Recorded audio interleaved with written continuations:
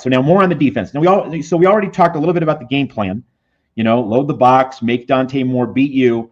But, one of the bigger storylines, as both of you are very much aware of, is that D'Anton Lynn has talked about the youthfulness of this defense, bringing guys along. It's been a slow learning curve, hasn't happened all at once.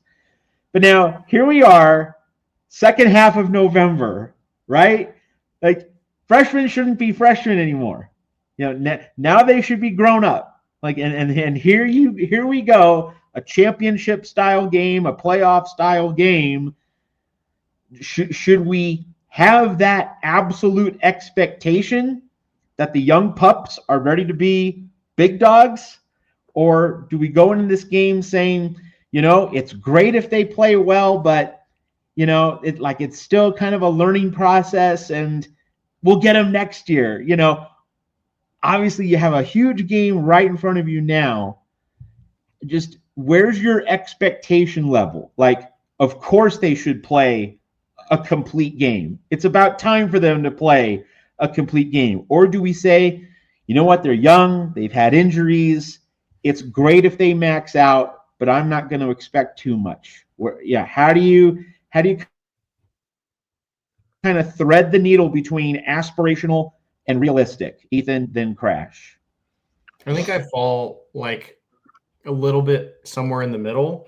Like I think, I want to see them go all out, and that's on a coaching staff and a player perspective. Like, I want to see all out effort. I want to see like them trying stuff. If it doesn't work, them not worrying about seniority, like put the best players on the field. If somebody's struggling, put them on the bench and replace them with somebody else because there's a lot of talent on this team, right? Like, there's a lot of guys they can try. There's a lot of guys who have had their moments. Like, you never know who's going to have their best game on any given day. So, as long as I think that the most frustrating outcome would be, Oregon continuing to go back to the well and running in between the tackles, or, throwing really simple passes, and USC continuing to play soft coverage and them just not making any adjustments and, hoping that eventually the strategy was going to work out for them and then it doesn't. Like, that's, to me, is the worst case disaster scenario. Like, if they, put their very best foot forward and they fall a little short, or, they're beaten by an all-time game from Dante Moore, then like, I think you can live with it. It's because of the youth, like you talked about, and because, there is like a, hey, we can turn around and put a better product on the field next year. And these guys have shown flashes. Let's make them more consistent this offseason.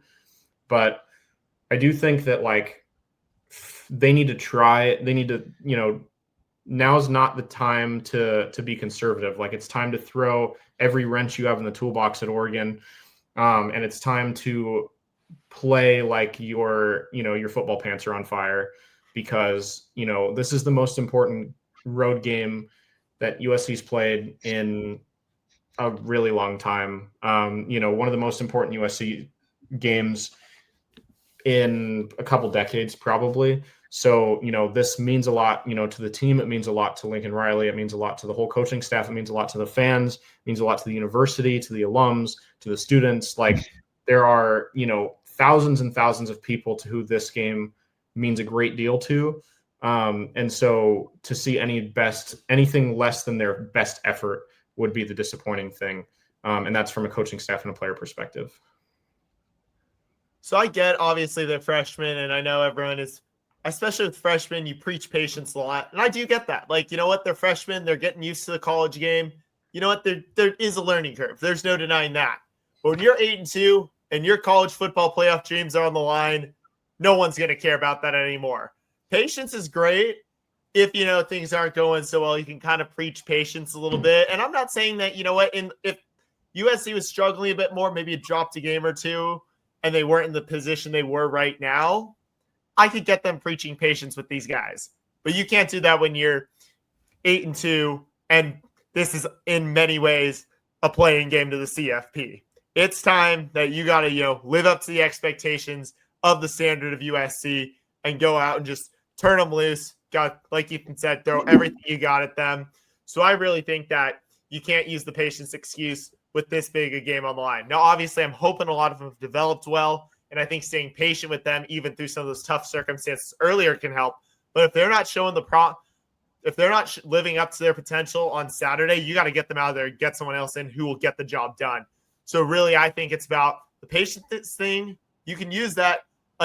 You can use that in kind of these years when you got a younger team, younger guys, until you're in these situations where it really counts. And, your season is kind of on the line. You're in a doer. It's kind of in many ways, Eugene or bust, CFP on the line. Like, you got to throw everything at it and make sure it works. So there's going to be, I don't think fans can be patient this weekend if things don't go well. Yeah, so our friend, loyal viewer, Bob Springer mentions can't have defensive tackles being pushed 5 to 10 yards off the ball. And this brings up a point from the Notre Dame game, Ethan Inman, where Lincoln Riley, after the Notre Dame game, said, it wasn't really about physicality. We weren't lined up, weren't in the right spots. We all remember that. And I think he was trying to not throw his players under the bus. Like, he didn't want to say, like, oh, we just got our butts kicked. You want to say, oh, no, it was about technique. It was about positioning. I think he wanted to kind of save his players and not, rake them over the coals. Is that distinction relevant in a game like this, Ethan? Like, is this a scheme game I made the point on when USC has the ball, when USC's on offense, the manhood's going to be Mackay and Jacoby winning one-on-one battles and just owning the skies, owning the air against the Ducks. But on defense, yeah, the battle for manhood is in the trenches. It is up front. It's about USC establishing a brick wall so that Dante Moore is going to have to throw over the top. You're not going to run right through us. Is it about scheme? Is it about just showing up and delivering the toughness and the consistency that has been missing in the first 20 minutes of games? Not in second halves, but certainly in the first 20 minutes of games. Scheme versus strength. How do you see it, Ethan? And then Crash. Yeah, I think strength certainly matters a lot in this game. It feels like it's been a long time since we've kind of had one of those dominant defensive line performances that we were seeing at the beginning of the season with USC racking up several sacks.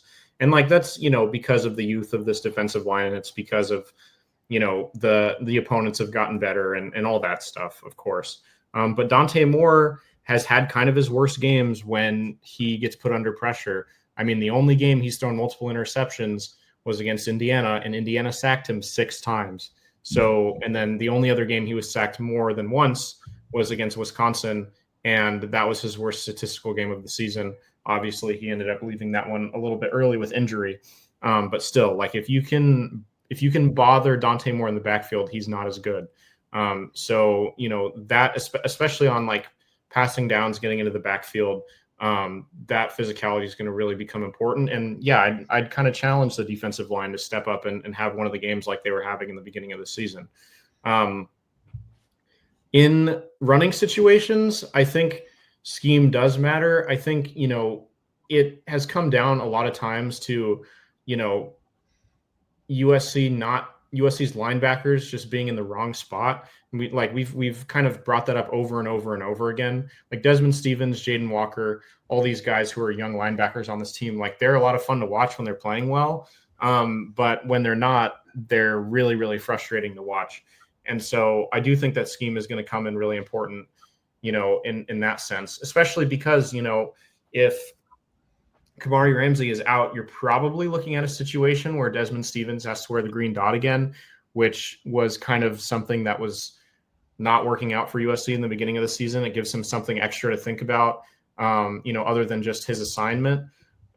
So I think that scheme is going to matter a lot, and them coaching him up and them, kind of balancing him being confident, but also them sort of, him relying and falling back on, what they've taught him and on how to read the game and all that stuff. So I'd say in the pass game, it's going to be a lot about physicality, and it's, about because I think that's the case, especially because the corners have improved and the safeties have improved and the pass coverage has improved. I'm not as concerned about them completely busting coverages anymore. We haven't seen that too much. So I think it's more about physicality there, but it's definitely about scheme in the run game, because when the linebackers are not in the right spot, that's when Oregon's going to be able to rip off these 20-yard runs that are just going to make us want to pull our hair out. So I think scheme is certainly part of it for sure. You can't rule it at zero, but I think it's kind of strength. I think it's just kind of how physical, how dominant can USC's defense be in those first 20 minutes, like you said, because that's been the issue last 2 games. It was painfully obvious against that Iowa game. That game had me concerned because of the strength of Iowa's defense, of just how Iowa's offense, or just not so much the strength, but how Iowa was able to do whatever they wanted in those 20 minutes. So really, it's about USC, I think, just having to go out there and just impose their will on the Ducks. So that's really why I think it's more kind of strength and just kind of just trying to overpower Dante Moore and the Ducks offense early to start the game. All right, let's do what we don't often do, but I think for a big game like this, let's go deeper into the weeds. Self-scout. And when I think of self-scouting, I think of one of the unfortunate moments of Pete Carroll's coaching career, the pass at the end of Super Bowl 49 against the Patriots, because Malcolm Butler and Bill Belichick realized that when the Seattle used a bunch formation or a stack formation near the goal line, that meant it was a slant. It was an in-breaking route. And so if Pete Carroll had self-scouted, say how is the defense going to play this formation near the goal line when we show it? If he had done the self-scout, it would have been fake inward and then go out to the pylon. And Seattle might have had back-to-back Super Bowl championships. Also, they just could have run Marshawn Lynch as well. But Pete Carroll failed to self-scout. So when we think about the chess match here in this game, and we think about D'Anton Lynn going against Will Stein, the offensive coordinator for Oregon, Ethan Inman, if you're Will Stein, not looking at this from D'Anton Lynn's point of view, but if you're Will Stein, you're looking at this USC defense, and you're trying to do the self-scout of how you think USC's defense is going to attack you. Where do you think Will Stein is going to go early in this game with his line of attack, with his game plan to try to expose USC? Is it going to be as simple as, hey, we run the ball, you need to prove you can stop us? Or is it a matter of giving Dante Moore some easy throws, getting him established, and then, from an Oregon perspective, then USC's defense is going to be completely at the mercy of what Will Stein and Oregon want to do? So do you just slam it up the gut right away if you're Oregon scouting this USC defense, or is the priority to make Dante Moore feel comfortable and trust that the running game will then come in behind him, and then you have all the pieces working? Looking at this chess match from the Oregon point of view, Ethan, and then Crash, how do you think this is going to go early for the Ducks offense? I think, kind of going back to what I said about USC and stacking the box and really trying to stop the run, I think, generally, if you're Oregon's offense, you probably want to start out running a good bit of play action, because that worked for Iowa in early in that game. That was part of why they were able to throw the ball so well, is they kind of played off of their reputation, USC expects us to run the ball, so let's pull it out of Kamari Moulton's gut and then have Mark Gronowski make a long throw that no one's expecting.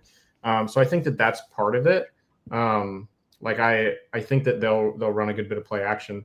I think also, but to run play action, you have to establish the run, which I think that they'll try to do, because, take, basically the least path of resistance to winning this game. If USC is going to give you 8-yard runs every play, just take them. But anyway, so those two things. And then I think, in the passing game, we've talked about how there's probably going to be injuries. There's the possibility that Bishop Fitzgerald is out. Test whoever, if there is guys who are not normal starters in the secondary, I would anticipate them going and testing them really early. Testing Kennedy Urlacher if he's in there, testing Christian Pierce if he's in there. If they have injuries at corner again, which it doesn't sound like they do, but Braylon Conley started last game. I think it was probably something disciplinary for DeCarlos Nicholson. But, if Braylon Conley's out there, test him early, test USC's younger guys early, because those are the guys who have been making a lot of the mistakes, and it's USC's veteran players who have played consistently well. So that's what I would anticipate them to do.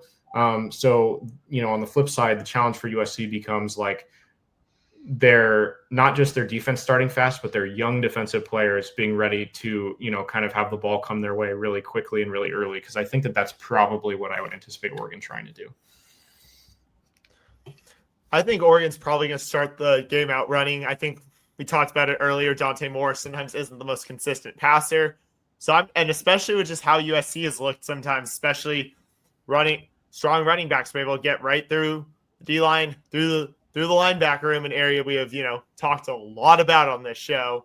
So I think even if USC does crowd the box, I don't think Will Stein's going to be afraid to just try to run it up the gut and just see what Oregon can do, and then see how USC defends it, and then lets Dante Moore maybe let loose and throw after, maybe he has USC wobbling a bit and confused about what's going to happen. So I think for USC, it's a lot of emphasis has got to be on the run game, Oregon's run game, because that's probably what they're going to start out with, especially when you factor in just how Dante Moore has looked when he's thrown, especially at the start of games, but then also just how USC's defense has looked, especially in the recent weeks.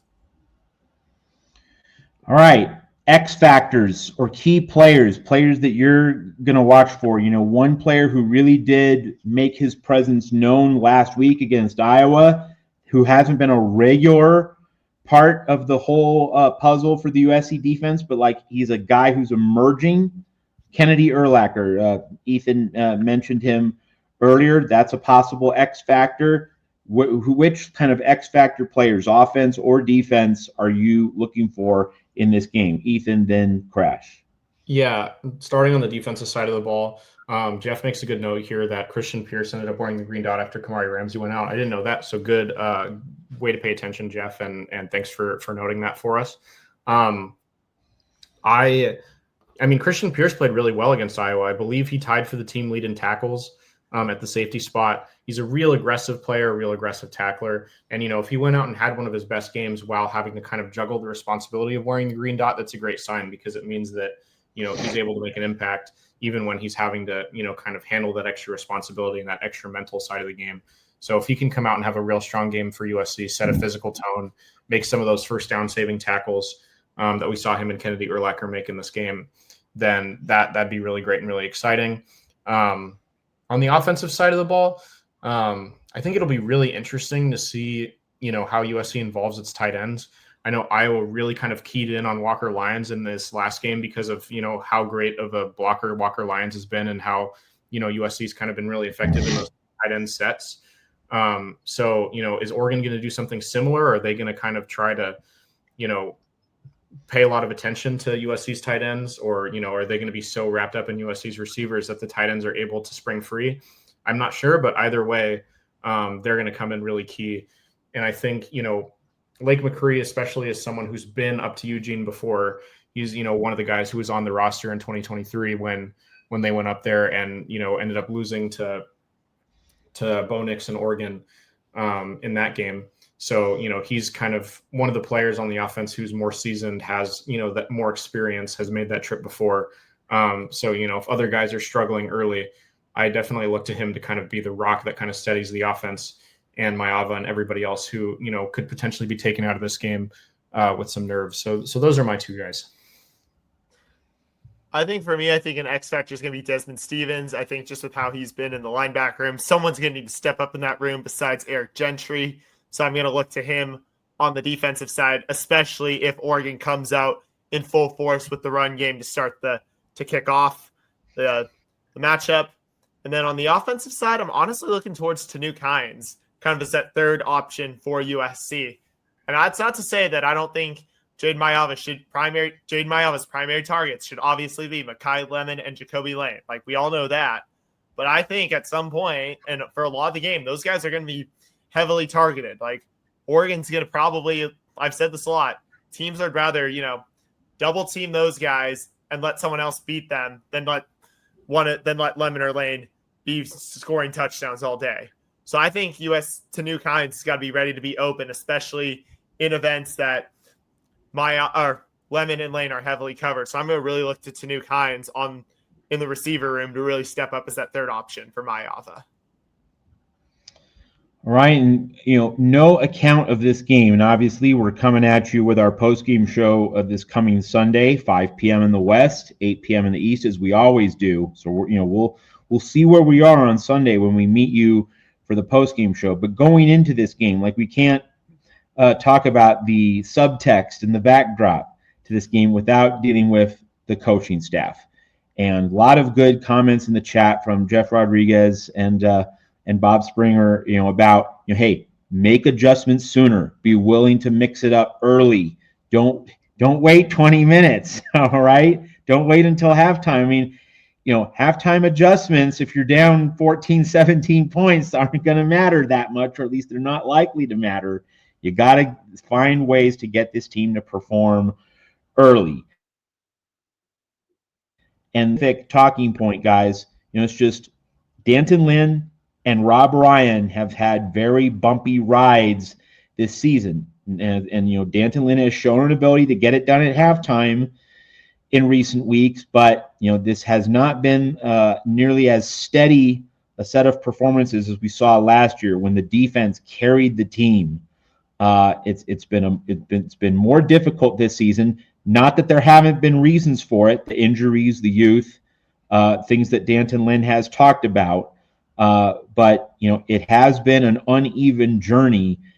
So before this game starts, we don't know what's going to happen, but what's your sense of how important this game is in terms of how we assess D'Anton Lynn and also Rob Ryan at USC? How much are you putting into this game in terms of evaluating their overall job performance? And there's the temptation to make everything about one game, and you have to look at the greater body of work, but this one game is a very big game, and for most USC fans, it's the game that's going to define this season and how it's remembered. So maybe the question is, how are you balancing the short term in this one really huge game versus the big picture, the whole body of work, and the ramp up to a very important 2026 season at USC, Ethan, and then Crash?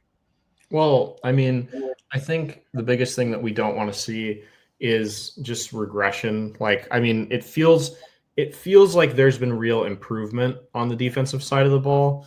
And I think, this game is not a disaster. Even if it's not USC's best game, as long as they've clearly taken a step forward since Notre Dame.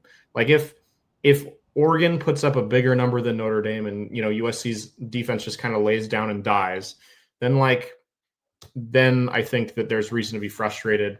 And then there's reason to kind of use that singular game, that singular performance as kind of the defining factor for the whole season. If USC loses and the defense doesn't play an A+ game, but it's at least better, then I think we can all kind of take a look at the bigger picture, make sure that we kind of are thinking about how USC played against Nebraska, played against Northwestern, played against Iowa, and then inevitably how they play against UCLA and in the bowl game. Hopefully it's a playoff game and not just some random bowl game that doesn't matter. But they're going to play in some sort of postseason game that we don't know about yet. So, just we can consider the whole big picture as long as this game isn't like a regression to Notre Dame or worse. But if it is, then I think this game is going to reverberate for a long time and they're going to have to answer for it. I think there's certainly a bit of both. Obviously, if there's significant regression in this game, you really have to factor that in. But even still, I think you got to really look at the whole body of work from this defense, in particular the linebacker room, especially as we've talked about before. There was Eric Gentry was not playing the final 2/3 of the season, and yet that linebacker room was better under Matt Entz. And obviously there have been injuries, younger guys, but it seems like even if there's improvement, you still just have to assess the whole body of work. Now, like you said, Ethan, I think even if it's looking better, USC plays respectably, I think you definitely got to factor that in. But I don't think you can just hang everything on the Oregon game. You got to look at the whole picture and just how significant, how much of an improvement or how much of a regression is it. So really that's what I'm looking for as I go to assess the defense as we head to the conclusion of the regular season. Well, I'm going to offer the final note for this show, and it's simply this. And it's something I've said before, so it's not that like this is not something new for me, okay? You can play a mediocre ball and win because your opponent's worse, and you can play great and get beaten because your opponent sets a lofty standard. And what I want to see from this game is if Oregon plays a great game and you give it your all and you fight to the end and you make Oregon earn every last ounce of the victory, tip the cap, congratulate Dan Lanning, and move on. But Illinois did not play a great game against USC. Notre Dame did not play a great game against USC. Losing when your opponent is less than great, that's what really hurts. That's when you have the sleepless nights. That's when you have the off season of what ifs and very painful memories about how the win, the achievement, the glory was right there, but you couldn't take it because you stepped on a rake. You fell short. If Oregon plays a great game and wins, fine. Like none of us are going to be cursing the darkness about the Oregon game in the offseason. We're going to be cursing the Illinois game instead. If Oregon does not play a great game and USC cannot at least, go down to the final seconds and make Oregon sweat, that's going to leave a pit in my stomach. That's going to make me feel empty and barren. So if Oregon plays great, that's one thing. But if Oregon is begging USC to win this game and the Trojans can't take it, that's going to be the outcome I will not be able to accept or tolerate. So make Oregon play great to beat you. Make Oregon be excellent, strive for excellence, and Lincoln Riley's USC, play a complete 60-minute road game against a good team. We have never seen that with our eyes. None of us. Not Jeff Rodriguez, not Bob Springer, not Ethan, not Crash, not myself. Just once as a treat. Lincoln, and Lincoln, you have that chip on your shoulder. You're breathing fire at ESPN College Game Day. Your shoulder. You want to translate that chip on your shoulder into an elite performance and a win? Finally, this is your moment. This is the time. The table is set. It's time for a conquest.